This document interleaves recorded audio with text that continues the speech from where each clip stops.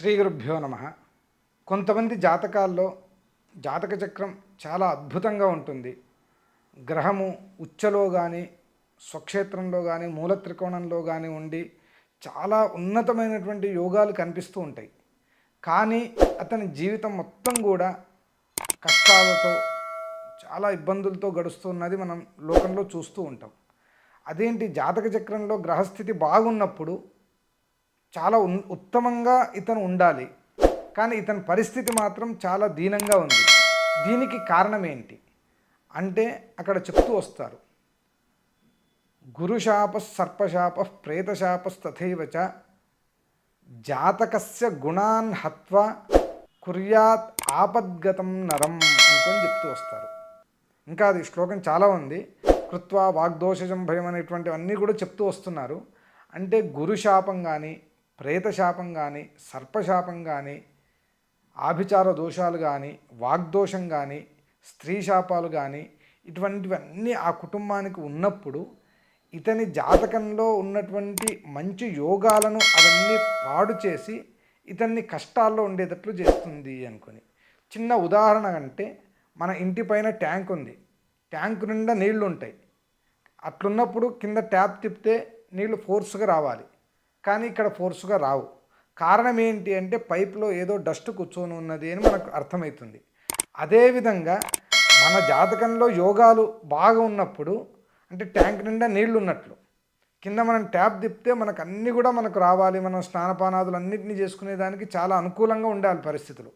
కానీ ఈ శాపాలు ఎప్పుడైతే మనకు ఉంటాయో అప్పుడు ఈ శాపాలు అనేవి జాతకస్య గుణాన్ హత్వా, జాతకంలో ఉండేటువంటి గుణాలన్నిటినీ కూడా హత్వా నాశనం చేసి ఆపదలను ఇస్తూ వస్తాయి అనుకొని.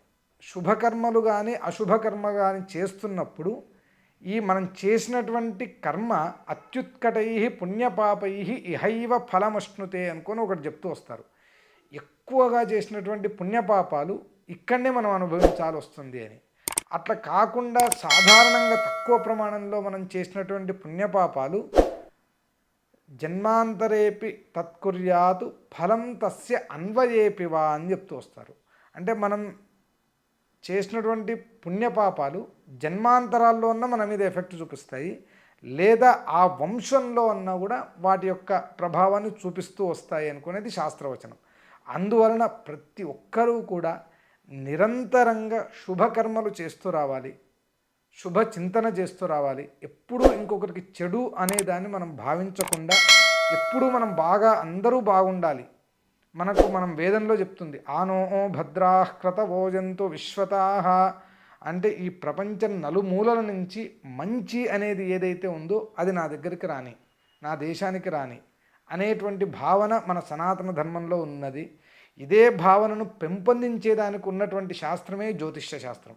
ఎందుకంటే ఎవరైతే కష్టాల్లో ఉండి ఒక జ్యోతిష్యం దగ్గరికి వెళ్ళినారో అప్పుడు వాళ్ళ కష్టాన్ని నివారణ చేసేదానికి ఎటువంటి దాన్ని మనం చేయాలి, ఎటువంటిది చేస్తే అతను బయటపడతాడు అనే దాన్ని చెప్పేదే జ్యోతిష్య శాస్త్రం. ఈ జ్యోతిష్య శాస్త్రాన్ని ఎందుకు మనం చెప్పించుకోవాలి అనేదానికి ఒక చిన్న ఉదాహరణగా ఒక కథ మనకు పురాణాల్లో మనకు వస్తుంది. ఒక వ్యక్తి ఉన్నాడంట. ఆ వ్యక్తి జన్మప్రభృతి పుట్టినప్పటి నుంచి కూడా చాలా కష్టంగానే బతుకుతూ వస్తున్నాడు. అతని దగ్గర అతని జీవితాన్ని గడపడానికి ఉన్నటువంటి ఏకైక ఆధారం అంటే ఒక ఆవు ఉంది. ఆ ఆవు పాలను పితికి వాటిని అమ్మి దాని నుంచి వచ్చినటువంటి డబ్బుతో అతను ఉదర పోషణ చేసుకుంటూ ఉన్నాడు, కడుపు నింపుకుంటూ ఉన్నాడు. ఈ విధంగా జరుగుతూ వస్తుంది. ఒకరోజు ఆ ఊరికి ఎవరో ప్రసిద్ధమైనటువంటి గొప్ప జ్యోతిష పండితుడు వచ్చినాడు అనుకో. ఆయన దగ్గరికి వెళ్ళినాడు. గురుగారు, నా పరిస్థితి ఉంది, ఇట్లా ఉంది, నేను ఈ సమస్యల నుంచి నేను ఏ విధంగా బయటపడాలి అనుకొని అతని దగ్గరికి వచ్చినాడు. అంటే ఆయన చూసి, నాయన నీ జాతకంలో ఒక్క ఆవుతో మాత్రమే బతికే యోగం ఉంది, రెండో ఆవు అనేదాన్ని నువ్వు కొనేదానికి సాధ్యం కాదు. అంటే నిజమే గురువుగారు, నా జీవితం మొత్తంలో కూడా ఈ ఒక్క ఆవుతోనే నేను జరుగుతుంది. ఇంతకుముందు ఒక ఆవు ఉండింది, అది చనిపోయిన తర్వాత మళ్ళీ నాకు కొత్త ఆవు వచ్చింది, ఈ ఆవుతోనే నా జీవితం గడుస్తుంది, కానీ రెండో ఆవు కొనాలంటే కూడా నాకు సాధ్యం కావట్లేదు అనేటువంటి విషయాన్ని అతను చెప్తాడు. అప్పుడు ఈ జ్యోతిష పండితుడు ఏం చెప్తాడంటే, నాయన అట్లయితే ఒక పని చేయి, ఈ ఆవును అమ్మేసి నీకున్న అప్పులన్నీ తీర్చుకో అంటాడు. అదేంటి స్వామి అంటే, నేను చెప్తున్నాను కదా నువ్వు చెయ్యి అంటాడు. ఈయన వెళ్ళి ఆ ఆవును అమ్మేసేసి తనకున్న అప్పులన్నీ తీర్చుకొని వస్తాడు. వచ్చేసరికి ఎవరో వచ్చి, అయ్యా మేము ఒక గోదానం చేయాలి అనుకుంటున్నాం, మీరు ఆవును బాగా శ్రద్ధగా సాకుతున్నారని మేము విన్నాం, మా గోదానాన్ని మీరు స్వీకరిస్తారా అని వచ్చి అడుగుతారు. అంటే ఒక ఆవు బయటకు వెళ్ళింది, కొత్త ఆవు వచ్చింది. మళ్ళీ మరుసటి రోజు ఈయన ఆ గోదానాన్ని స్వీకరించి మరుసటి రోజు వెళ్ళి ఈయన దగ్గరికి వచ్చి అడుగుతాడు, స్వామి ఇట్లా నా పరిస్థితి, మళ్ళీ ఒక ఆవును అమ్మేసిన నా అప్పులన్నీ తీరినాయి, కానీ మళ్ళీ కొత్త ఆవు వచ్చింది అంటాడు.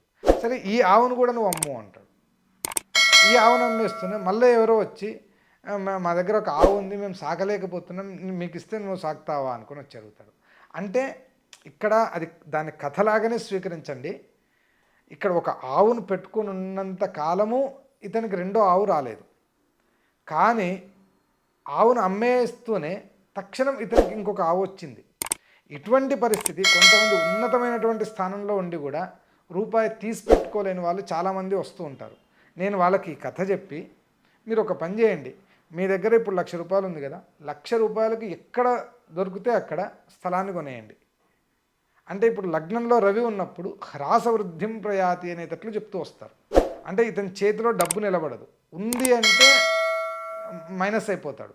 నేనేం చెప్తా అంటే, మీ దగ్గర డబ్బు వచ్చిన రోజే మీరే దాన్ని మైనస్ చేయండి. మైనస్ చేయాలంటే ఏ విధంగా, ఒక స్థిరాస్తి బంగారు కొనండి, ఒక భూమి మీద దాన్ని ఇన్వెస్ట్మెంట్ చేయండి. ఆ విధంగా చేసినప్పుడు మీరే మైనస్ అవుతారు, పునః డబ్బు వస్తుంది. అంటే ఒక ఆవు ఉన్నంత కాలం ఇతనికి రెండో ఆవు రాలేదు. అదేవిధంగా నీ దగ్గర డబ్బు ఉన్నంత వరకు మళ్ళీ కొత్త డబ్బు రాదు. ఈ డబ్బు నువ్వు బయటికి పంపించినావు అంటే, అంటే సరి అయిన మార్గంలో పంపించినావు అంటే, అంటే దాన్ని ఒక స్థిరాస్తిలాగా చేసుకున్నావు అంటే నెక్స్ట్ నీకు మళ్ళీ డబ్బు వస్తుంది. అంటే జ్యోతిష్యాన్ని ఎందుకు చెప్పించుకోవాలి అంటే, ప్రతి ఒక్క దానికి కూడా సూక్ష్మమైనటువంటి పరిహారాలు ఉంటాయి. ఆ పరిహారాలను మనం సరిగ్గా తెలుసుకొని ఆ సమస్యల నుంచి బయటపడేదానికి సాధ్యమవుతూ వస్తుంది. కాకపోతే ఏమంటే, ఈ జ్యోతిష్యం ఎవరి దగ్గర చెప్పించుకోవాలి అంటే, ఎక్కడైనా సరే మనం ఒక లాయర్ దగ్గరికి వెళ్ళినా, ఒక వైద్యుని దగ్గరికి వెళ్ళినా, ఒక జ్యోతిష్యం దగ్గరికి వెళ్ళినా, ఫస్ట్ ఏంటి అంటే బాగా చదువుకున్న మంచి నాలెడ్జ్ ఉన్నటువంటి వాళ్ళ దగ్గరికే వెళ్ళాలి.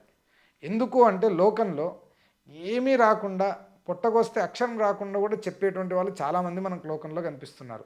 లేదా అవతల వ్యక్తులను భయపెట్టాలి అనేటువంటి ఉద్దేశంతోనే జ్యోతిష్యం చెప్పేవాళ్ళు కూడా మన లోకంలో ఉన్నారు. ఇటువంటిది కాకుండా గురుముఖంగా శాస్త్ర అధ్యయనం చేసినటువంటి వాళ్ళు ఎవరైతే ఉన్నారో వీళ్ళ ద్వారా మాత్రమే జ్యోతిష్యాన్ని చెప్పించుకుంటే అప్పుడు మీరు మీ సమస్యల నుంచి బయటపడేదానికి ఒక సరైన మార్గం మీకు లభిస్తూ వస్తుంది అనేది నేను చెప్పేటువంటి ఒక మాట.